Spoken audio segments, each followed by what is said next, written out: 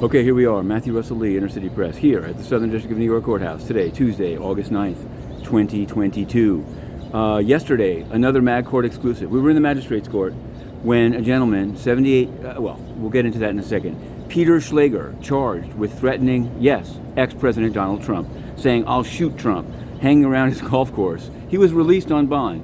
He actually was described as having significant assets in an estate trust fund, and yet he had a federal defender, publicly funded lawyer. There's a CJA 23 affidavit.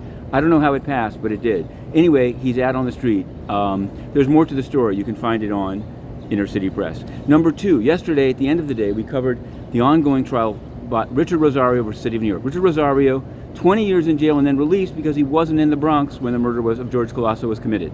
Now, things are getting ugly, though. Yesterday, Morrison Forster partner was on the stand describing his close relationship with Rosario. They referred him to Vanguard, the financial advisor.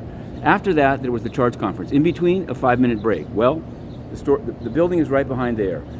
On the first floor bathroom, according to the city's lawyer, the letter sent this morning to Judge Schofield, Rosario was unchaperoned, quote unquote, in the bathroom and threatened him. You can find it. I don't want to get into any non-family friendly language here, but I'm going to go in and see what the city is obviously trying. I don't think they can get that in front of the jury, but it's unfortunate. It's an unfortunate incident.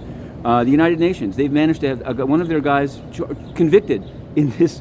Antonio, a man named Antonio, has had Inner City Press's articles removed from Google Search Console in Europe. I think I know more about it, and you may too from that name. But watch this space. We wrote a story. The note is sent to us that it's simply removed.